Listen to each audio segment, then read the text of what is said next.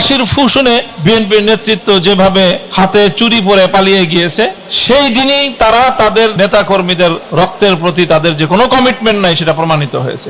এই রক্তের সাথে গাদ্দারি করে বিএনপি পোল্টি মারলো, এক কথায় বলতে গেলে। বিএনপিকে ভালো করে বলতে চাই, যদি আপনারা টাল বাহানা করেন গণভোটের রায় কার্যকর করা নিয়ে, যদি এটা বেশি বাড়াবাড়ি করেন, তো দেখবেন এদেশের মানুষ আবার সেই পিআর পদ্ধতির দিকে নতুন আন্দোলন শুরু করবে। জনগণ কিন্তু আপনাদেরকে রাজপথ দেখিয়ে ছাড়বে ইনশাআল্লাহ। বিদেশি শক্তির উপর নির্ভর করার পরিণাম কি হয়, শেখ হাসিনা থেকে সেটা শিক্ষা গ্রহণ করার চেষ্টা করেন। গণমতের বিরুদ্ধে বিএনপির প্রতিটি অবস্থানকে আমরা রাজপথে চ্যালেঞ্জ করবো ইনশাআল্লাহ। বিএনপি জুলাই বিপ্লবকে ভুলে যেতে চায়, শুধু ভুলে যেতে চায় সেটাই নয়, বিএনপি জুলাই বিপ্লব এবং গণ অভ্যুত্থানের কথা জাতিকে ভুলিয়ে দিতে চায়। এই জুলাই বিপ্লবের সফলতার অপর পৃষ্ঠে একই সাথে অঙ্গাঙ্গী ভাবে জড়িয়ে আছে বিএনপির নেতৃত্বের ব্যর্থতার এক করুণ ইতিহাস। 2023 সালে নয়াপল্টনের বিএনপির কার্যালয়ের সামনে থেকে 28 অক্টোবর চূড়ান্ত সেই আন্দোলনের সময় বিএনপি নেতৃত্ব যেভাবে কাপুরুষতার পরিচয় দিয়েছে, বিএনপি এই ব্যর্থতার ইতিহাস মুছে ফেলতে চায়। এই জন্যই বিএনপি শুধুমাত্র 5ই আগস্ট একটা দিন, মানে ঘটনার আকস্মিকতায় জুলাই বিপ্লবকে তারা অন করেছে। অকপটে তারা স্বীকার করেছে যে হ্যাঁ, এই ছোট ছোট মাসুম বাচ্চাদের রক্ত আমাদেরকে ফ্যাসিবাদের হাত থেকে মুক্তি দিল। কান্না করে ফেলেছিলেন রুহুল কবির রিজভী সাহেব সহ ওনারা।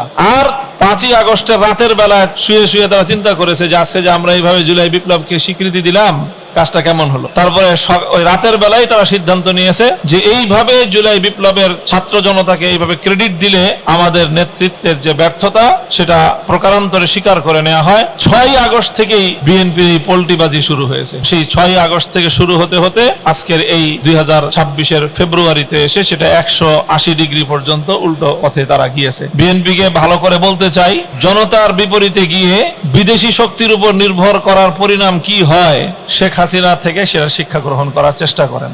আমরা চাই না বেগম জিয়ার সন্তান শেখ হাসিনার আনুগত্য করুক। আমরা চাই না বেগম জিয়া এবং শহীদ জিয়াউর রহমানের সন্তানের পরিণাম শেখ হাসিনার মতো হোক, এটা আমরা চাই না।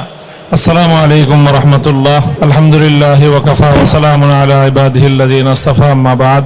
গণভোটের রায় বাস্তবায়নে অনীহা, উদ্বিগ্ন নাগরিক সমাজ শীর্ষক আজকের এই গোল টেবিল বৈঠকে উপস্থিত সম্মানিত নেতৃবৃন্দ, বাংলাদেশ জামায়াতে ইসলামীর সেক্রেটারি জেনারেল জনাব অধ্যাপক মিয়া গোলাম পরোয়ার, উপস্থিত আছেন বাংলাদেশ লেবার পার্টির সম্মানিত চেয়ারম্যান জনাব মুস্তাফিজুর রহমান ইরান, উপস্থিত অন্যান্য নেতৃবৃন্দ, সম্মানিত সাংবাদিক বৃন্দ, সুধী মহল। আমরা আজকের এই সময়ের প্রয়োজনীয় গোলটেবিল আলোচনার মাধ্যমে জাতির কাছে একটি স্পষ্ট বার্তা দিতে চাই।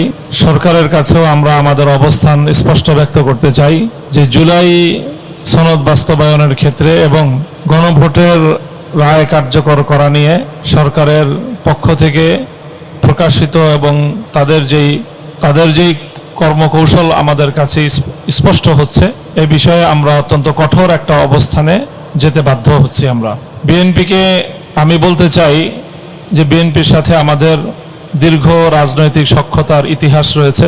আমরা দীর্ঘ সময় বাংলাদেশে আধিপত্যবাদ বিরোধী লড়াইয়ে বিএনপির সাথে কাঁধে কাঁধ মিলিয়ে আমরা লড়াই করেছি, সংগ্রাম করেছি, ফ্যাসিবাদ বিরোধী আন্দোলন করেছি, সংগ্রাম করেছি।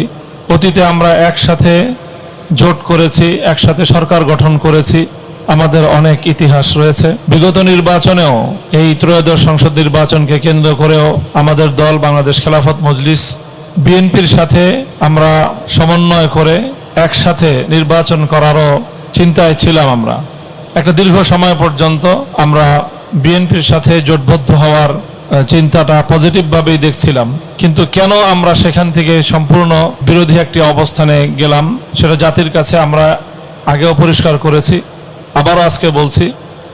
যখনই আমরা দেখেছি যে বিএনপি এই জুলাই সনদকে কার্যকর করার ক্ষেত্রে, তার চেয়েও বড় করে বলতে গেলে জুলাই বিপ্লবের স্বীকৃতি প্রদান করার ক্ষেত্রে বিএনপির গড়িমসি, আমাদের কাছে মনে হয়েছে যে এত মানুষের রক্ত, 1.5 সহস্রাধিক তাজা প্রাণের শাহাদাতের বিনিময়ে অর্জিত এই বিপ্লব, 30 সহস্রাধিক বাংলার দামাল সন্তানদের, যুদ্ধাহতদের, তাদের যে করুণ অবস্থা, তাদের যে পঙ্গুত্ব, তাদের যে অসহায়ত্ব, এখনো পর্যন্ত তারা হাসপাতালের বিছানায় ছটফট করছে।